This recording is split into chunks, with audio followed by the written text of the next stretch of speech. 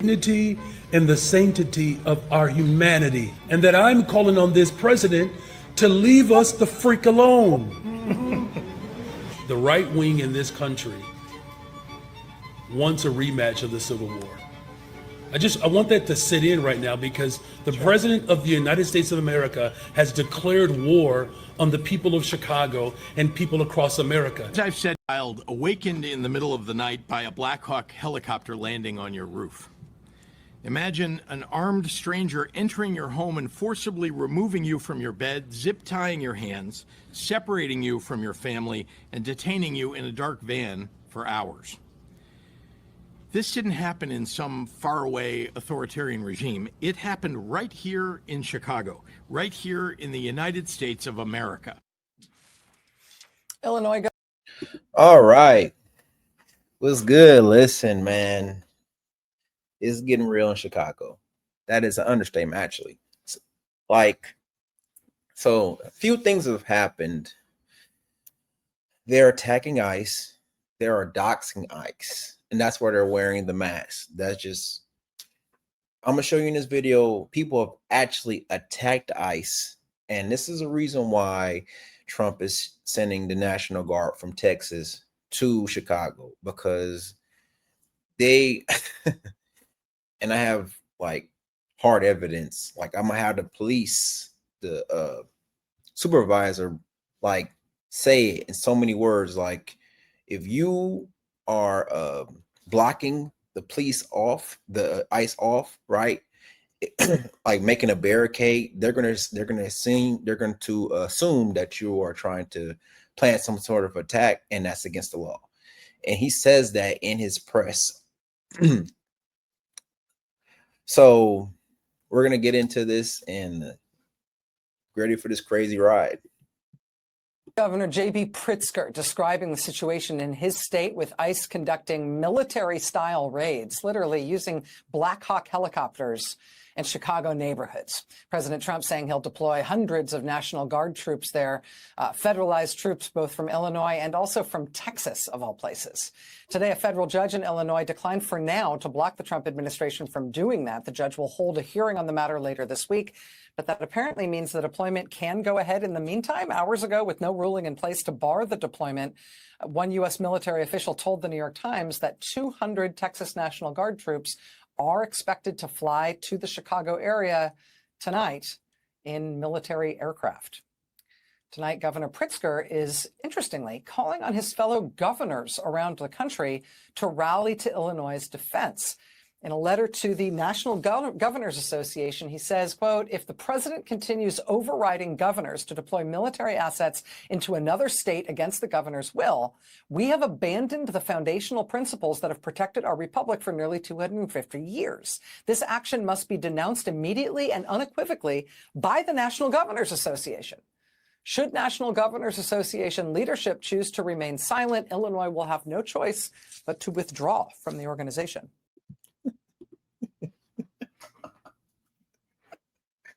So in so many words, he's calling on other governors like, we cannot let Trump win.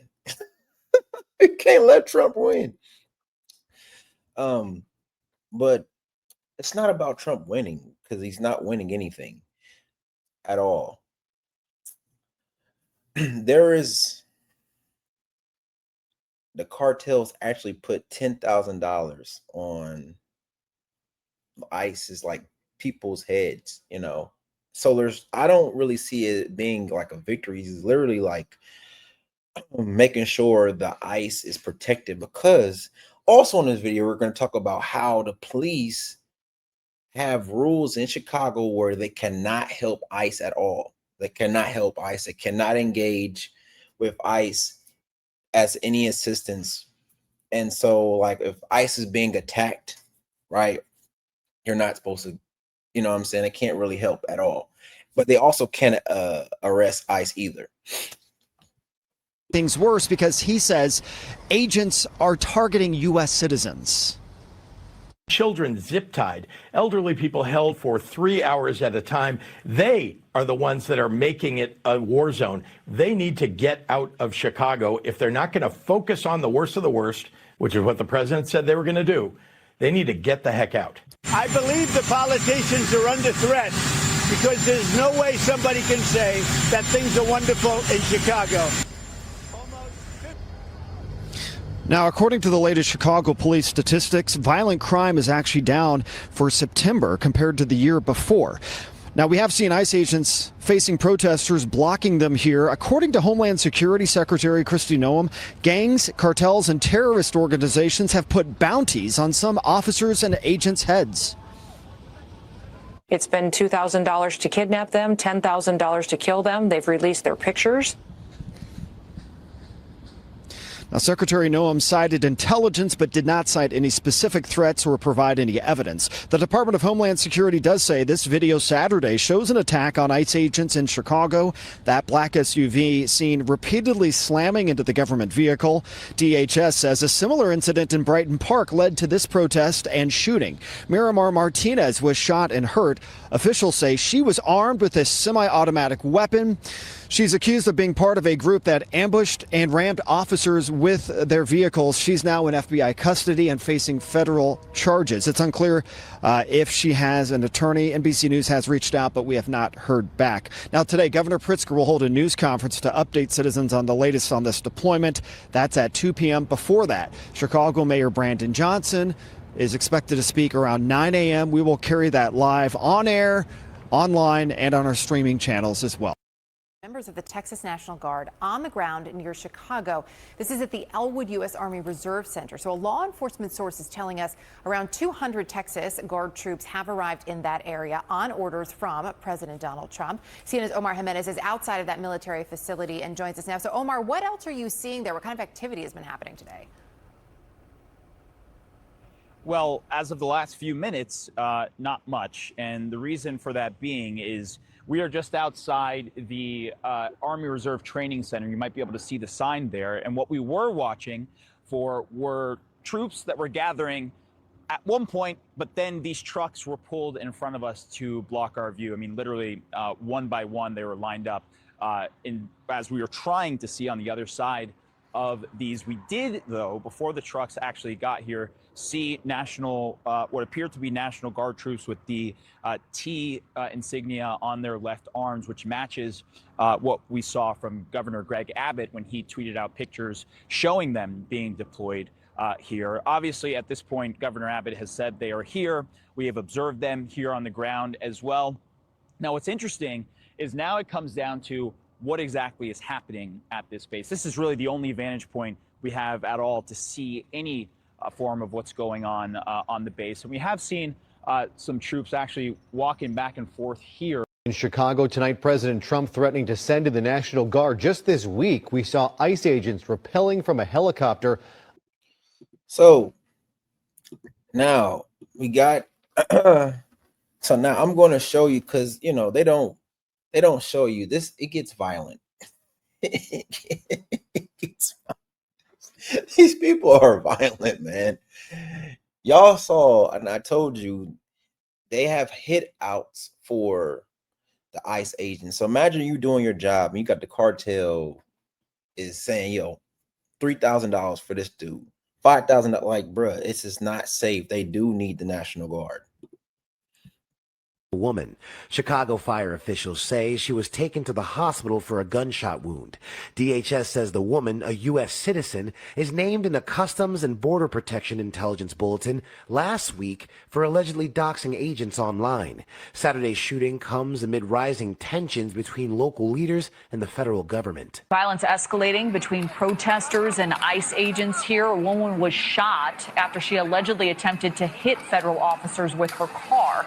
Then in Broadview, Illinois, that's about a half hour west of the city, the Department of Homeland Security is reporting that law enforcement officers were rammed by vehicles and boxed in by 10 cars. DHS is speaking out after a woman was shot by federal law enforcement officers after allegedly trying to ram Border Patrol agents with her car. DHS Secretary Kristi Noem posting on X saying, quote, members of our brave law enforcement were attacked, rammed, and boxed in by 10 vehicles, including an attacker with a semi-automatic weapon.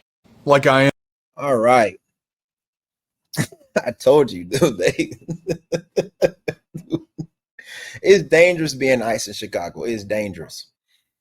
It's super dangerous. And this is even more dangerous. This last clip I'm going to show you in this segment we're in, before I have the officer on, is the lengths of what people will do to frame a narrative. So in this video, I'm going to show you is a little boy being arrested and handcuffed. But you're going to notice something about the video because you notice in the video, Pritzker said, children are being handcuffed. You heard that, right? And what happened was they took this picture and they said, see, kids are being handcuffed. It was like a 2-year-old or something, like a toddler. And this is going to make you angry and laugh at the same time. Can we not do this?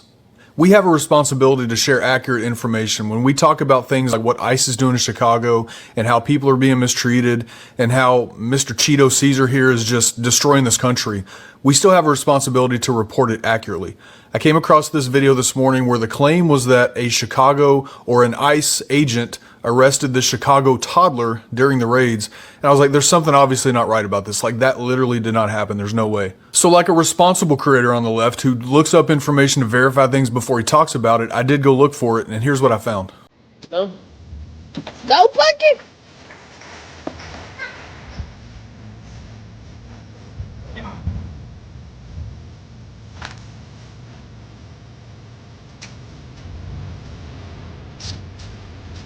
That was simply a Chicago police officer playing with his son, making a fun video, pretending like he was arresting him, right? He's playing with his son. That was it. That's all that video was.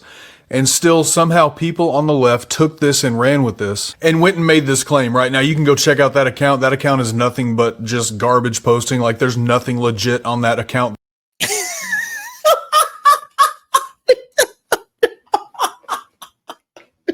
Dude, the left is diabolical. The left is diabolical, bro. They're crazy. Now, this is a very important part, right? Very important part. You're not going to find this nowhere else but here. The police supervisors are going to talk about why the officers in Chicago cannot help ICE. He's going to break down why they don't interfere. Because I want to be clear to those who have never done the job, who haven't done the job in years, who weren't on scene, who don't know the facts or have the facts. But they've got a lot of solutions or a lot of ideas of what happened or what should have happened. Let me first talk about the Trust Act. The Trust Act prohibits law enforcement in the state of Illinois from engaging in assisting federal agents when it comes to immigration enforcement. We abide by that law. The city ordinance, the Welcoming City Ordinance, goes a little further. It even prohibits us from asking someone their status. We abide by that ordinance because in law enforcement, we don't make the laws, we uphold them. And we're sworn to do so. And we take our oath seriously. Engaging with federal agents, we do it on a regular basis. We have task force officers who are out there every single day working to stop human trafficking, drug enforcement, gun violence, gun recoveries, search warrants, and everything in between when it comes to violent crime in our city. We have a great partnership with our federal agents, and we still do, and we will continue to work with them around violent crime. But let me explain how important it is to understand how difficult it is for our officers at times. Because when we look at the Trust Act, and the welcoming city ordinance. Sometimes there's a struggle when you're walking that line to make sure that you're not violating either one of those things, and at the same time enforcing the law the way that we're supposed to. One thing about law enforcement, I'll tell you this right now, you're damned if you do and you're damned if you don't. But we accept that. So I'm not going to stand here and make excuses. So you heard it. They can't do anything, unfortunately. It's pretty sad, because imagine being ICE right now, right? You're just doing your job and people are trying to delete you. People are paying money for you to be deleted. It's amazing. Based on those conditions, do not box in any law enforcement officer. You are breaking the law when you do that. And you are putting yourself in danger.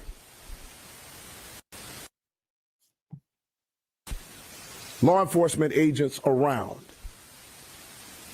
The question is why? What do you plan on doing? It's also reasonable for them to believe that you're eventually going to do harm to them. If you ram any vehicle, especially that one that contains law enforcement agents, and that's any law enforcement, local, state, federal, county, and you do this intentionally, this is considered deadly force. Deadly force is anything that can cause great bodily harm or death. When you plow into a vehicle that contains law enforcement agents, you're using deadly force. So the reason why I was showing that clip is because he said in there, people are making barricades. People are strategically like trying to attack ICE. This is not something I'm making up. This is the police supervisor saying that. It came from his mouth, right? The most important clip I want y'all to get. The most important clip is this clip here, because this explains why there's so much going on in the Black community in Chicago, as far as with ICE. This is going to hurt you, right? And it's going to make you upset, because the people you see protesting, right? It's gonna make you question, why are they protesting? Why are these people protesting? Now listen to this. Is the most important clip of this whole video. A lot of people out there are acting like they don't understand what is actually happening in the city of Chicago in regards to the ICE raids. Let me tell you something. Black people, again, are collateral damage in this. And all the black people that are getting mad at ICE and Donald Trump, hold on, you got to get mad at the politicians right here locally, because it was the politicians right here in your city that decided to dump the migrant issue on the Black community like they do every single time. When they came up there, are acting like they don't understand what is actually happening in the city of Chicago in regards to the ICE raids. Let me tell you something. Black people, again, are collateral damage in this. And all the black people that are getting mad at ICE and Donald Trump, hold on, you got to get mad at the politicians right here locally, because it was the politicians right here in your city that decided to dump the migrant issue on the Black community like they do every city. That decided to dump the migrant issue on the Black community like they do every single time. No, they didn't do. Johnson didn't do that. He didn't. No, he didn't. No, he didn't. When they came across the border and checked asylum, they were able to come over into our city and get incentives like medical care, 6 months free rent, free transportation, free child care. We fed them each and every day. And those people that they were giving assistance to, they didn't go up to the north side and to the white community. All of the people out there protesting that are white. Say that one more time. I don't think they heard. I don't think they heard the white liberals, the ones that were protesting, the ones that are they're freedom fighters and all this Say that one more time. I don't think they got it. Say it one more time, please. Go up to the north side and to the white community. All of the people out there protesting that are white, they didn't open up their doors for them, and they didn't want none of the shelters on their neighborhood. Guess where they opened up the shelters? In the black community. Those same school buildings that they shut down in 2013 that were educating black kids, they took those school buildings and they made them migrant shelters. And then they gave over $700 million to a 700,000? He said 700,000. He didn't say million. Let's go back. I didn't hear that. Hold on. And they made them migrant shelters. And then they gave over $700 million to a company out in Florida to manage those shelters. They took the buildings that you've been asking for to be developed and build new housing, and they made them into migrant homes, giving them 6 months of free rent. They dumped the off.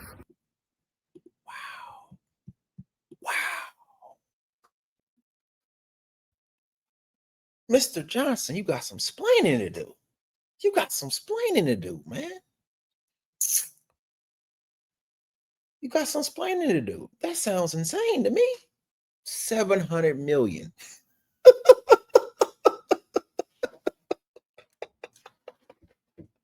$700 million. Oh man. But it makes sense, you know. It makes sense. It makes sense that we see the white liberals come down and fight the good fight and then go to their rich homes. It makes sense. It makes sense to come and mess with us poor black people, you know. And then it didn't go away far away, because in their part of Chicago, it is safe.